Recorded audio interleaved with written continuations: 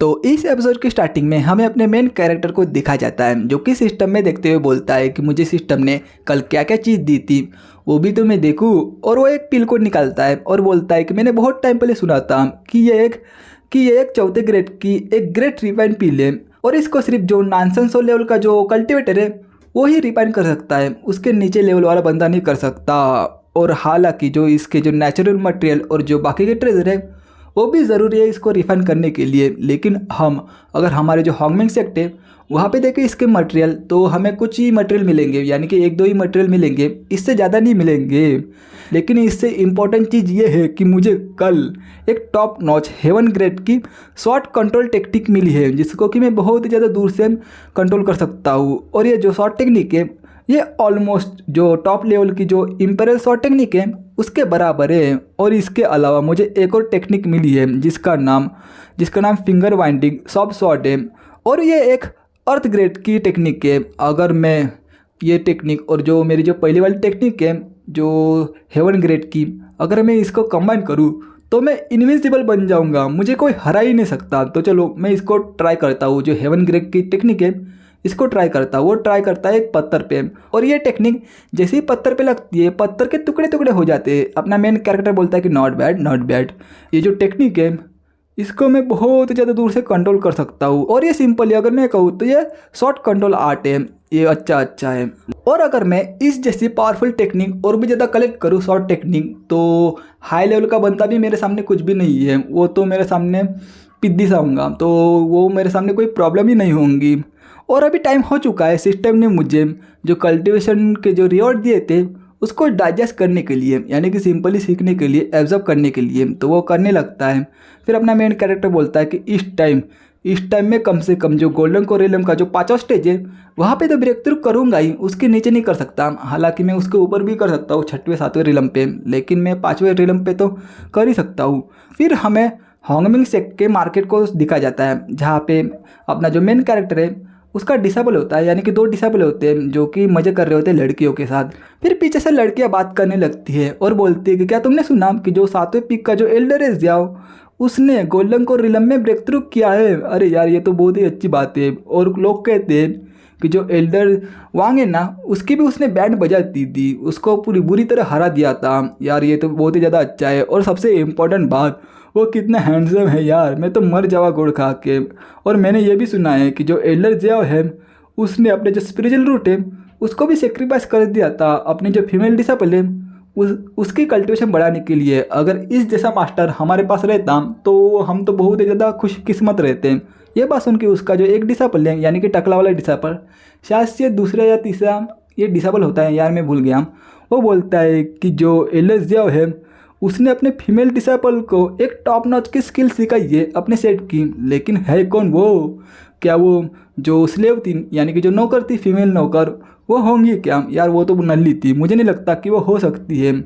फिर जो उसका जो चौथा डिसेबल है लाल बालों वाला, उसके पास की एक लड़की बोलती है कि ब्रदर वांग और जो ब्रदर ली, आप भी तो 7वें पिक के एक डिसेबल थे, लेकिन आपने उसको छोड़ा क्यों? वो जो लाल बालों वाला डिसेबल है वो बोलता है कि सीनियर सिस्टर जो अफवाह है ना उसके बारे में मत सुनो, ये जो कुत्ता है ना एल्डर जियाओ ये तो कुछ भी नहीं है, वो हमें कल्टीवेशन के रिसोर्स नहीं देता था और हमें कल्टीवेशन भी नहीं सिखाता था, वो कचरा था।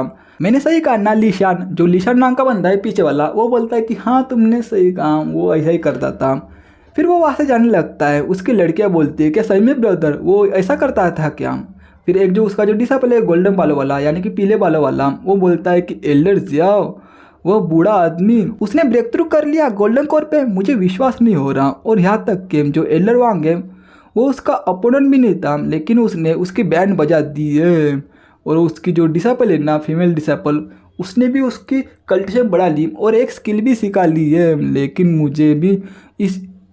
मुझे ये जो सिचुएशन है उसको देखना पड़ेगा, यानी कि करना पड़ेगा कुछ ना कुछ।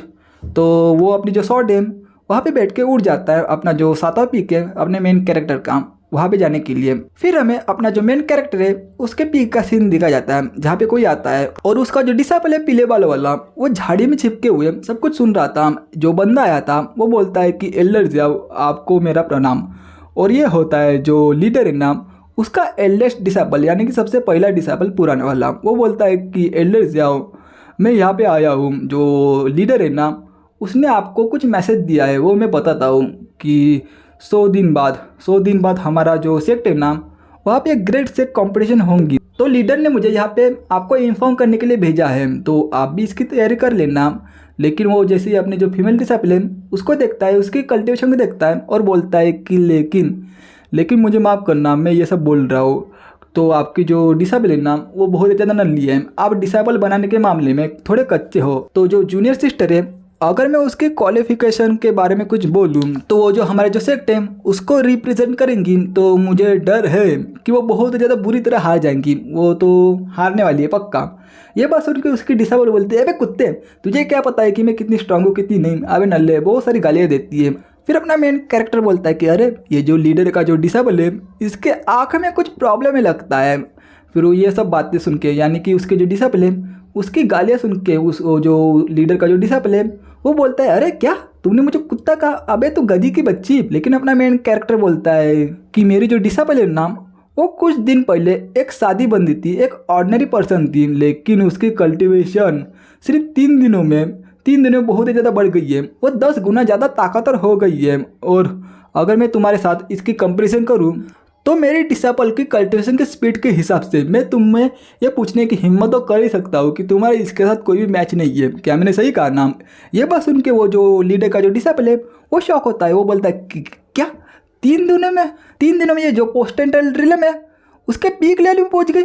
अरे यार ये इतने कम समय में ये क्या मजाक चल रहा है कि यहाँ पे। अपना मेन कैरेक्टर बोलता है कि तुम्हें विश्वास नहीं हो रहा तो मेरी डिसेबल तुम इसको दिखा दो तुम्हारा ओरा।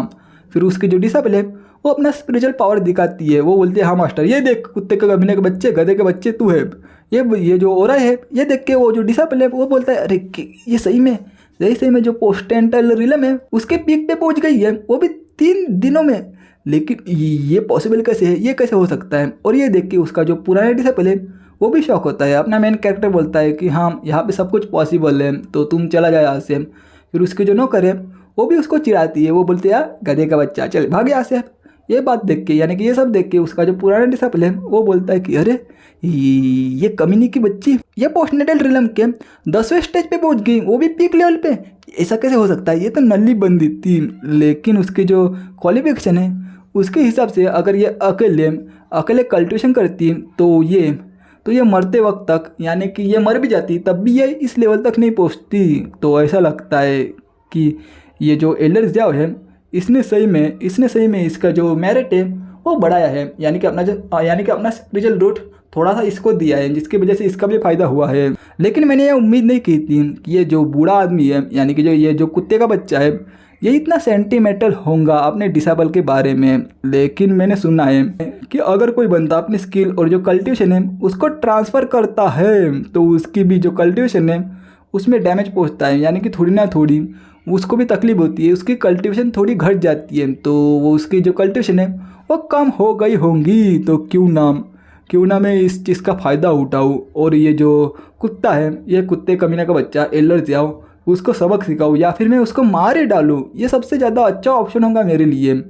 तो ऐसा ही करता हूँ, मैं इसको मारने का कोई ना कोई मौका ढूंढ लूँगा और इसको मार ही दूँगा। तो इसी के साथ ये चैप्टर यहीं पे ख़त्म होता है।